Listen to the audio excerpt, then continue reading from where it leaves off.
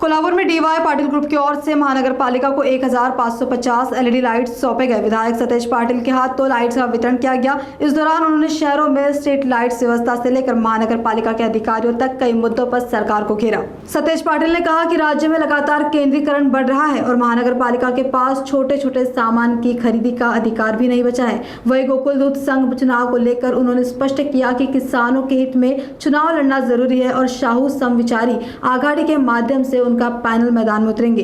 इसके साथ ही शक्तिपीठ महामार्ग चीनी की एमएसपी और कोल्हापुर में हुए विकास कार्यों के उद्घाटन को लेकर भी सतेज पाटिल ने सरकार पर सवाल उठाए। उन्होंने प्रशासन से विकास कार्यों की गुणवत्ता और प्रोजेक्ट वास्तव में शुरू हुए हैं या नहीं, इस पर ध्यान देने की मांग की है। काय भूमिका आहे राज्यामध्ये सगळ्या गोष्टीचं केंद्रीकरण चालू आहे, विकेंद्रीकरण नाही आहे।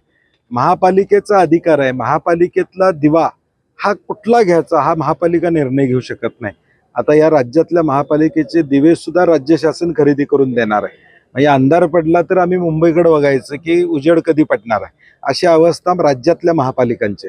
आणि मागच्या वेळी देखील जनरल बॉडीनं सर्वानुमते मला वाटतं एकमतानं ठराव केलेला आहे की हा अधिकार किमान बल घ्यायचा अधिकार म्हणजे 500 रुपयाचा बल घ्यायचा अधिकार सुद्धा आता महापालिकेला नाही आणि कोणत्या कंपनीचा म्हणजे हे सुद्धा अधिकार महापालिकेला नाहीत। आणि म्हणून ते निर्णय महाराष्ट्र शासनाचा होईपर्यंत आम्ही आमच्या वतीनं काँग्रेस पक्ष म्हणून आम्ही या जवळजवळ 1550 दिवे आम्ही वेगवेगळ्या वॅटचे 81 म्हणजे 21 प्रभाग आहेत त्या सगळ्यामध्ये आम्ही देण्याचं नियोजन केलं।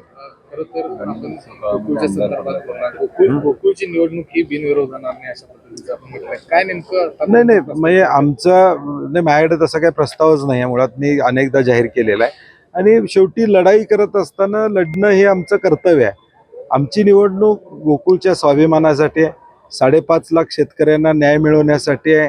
आता चाललेली तिकडची भांडणं बघता गोकुळची एक हाती सत्ता असली तरच शेतकऱ्याचं भलं होणार आहे आणि त्या दृष्टीनं आम्ही पॅनल करणार आहे। ही भूमिका आम्ही घेतलेली आहे। शक्तिपीठ महामार्गाच्या संदर्भात आज मोर्चा सांगलीमध्ये होतो, काय भूमिका असणार आहे आणि पूर्ण 13 जिल्ह्यातील शेतकरी असतील? या महाराष्ट्रातल्या सगळ्या 12-13 जिल्ह्यामध्ये शक्तिपीठला विरोध आहे आणि गरज नसलेला महामार्ग करू नये अशी शेतकऱ्यांची भूमिका आहे। आणि म्हणून आज सांगलीमध्ये एक मोठा मोर्चा निघतोय, त्यामध्ये मी असेल, राजू शेट्टी असतील, जयंत पाटील साहेब असतील, आम्ही सगळेजण त्यामध्ये सहभागी होणार आहोत। अगदी पिकाऊ जमीन या ठिकाणी जाणार आहे, शेतकरी वाऱ्यावर या ठिकाणी पडणार आहे आणि पुणे रत्नागिरी नागपूर हायवे असताना या महामार्गाची गरज नाही अशी आमची भूमिका आहे।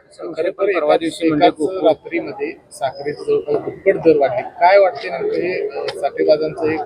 नाही, मला वाटतं तसा साठेबाजारचा विषय नाही आहे, कारण की साखरेचं उत्पादन या ठिकाणी उत्पादनावर या सगळ्या गोष्टी अवलंबून त्या ठिकाणी असतात।